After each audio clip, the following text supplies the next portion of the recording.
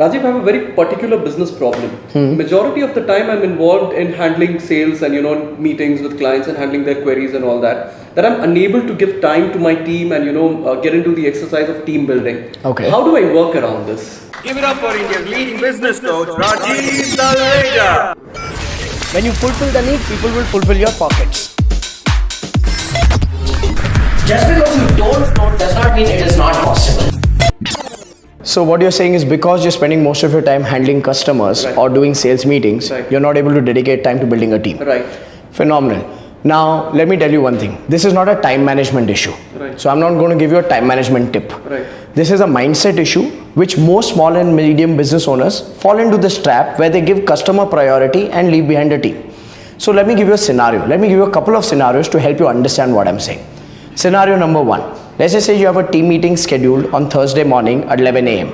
and you get a customer call on Wednesday evening where the customer says, Aniket, I have a requirement to discuss with you. Can you come over to my office tomorrow at 11 a.m.? Right. What would you do in a situation like this? I would have to unfortunately push the team meeting and give priority to this sales call. Alright, now this is called the trap, where what you would do is you would give the customer priority, say no to your team, Right. and run behind the customer. Right. Now you may think I'm being too confrontational by saying that you're falling into a trap, Right. because at the end of the day your business runs on your customer, right? But let me give you another scenario.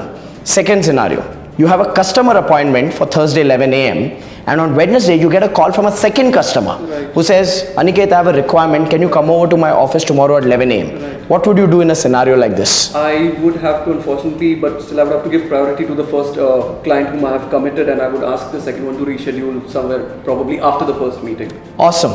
Now think about it. The scenario is the same. You had a prior commitment and there's somebody else who asked you for the same time slot. In the first scenario, what you did was you did not give your team priority and you ran behind the customer. In the second scenario, because you had a customer appointment, you told the second customer, let's reschedule for another time. Right. Now this is where most small and medium business owners make a big mistake. They give the customer more importance than their team. And I always say this, if you want to build a scalable business, you got to focus on building a team. Once you build a team, that team will bring you hundreds of customers. But most small and medium business owners are stuck in the trap of self-employment, where they're only running behind customers. And if you're only running behind customers, you will never have the time, attention, or energy to build a team. And if you fall into that trap, you'll always be firefighting. So the big difference between building a scalable business and staying stuck in self-employment is in a scalable business, you always give your team first priority and your customer second priority.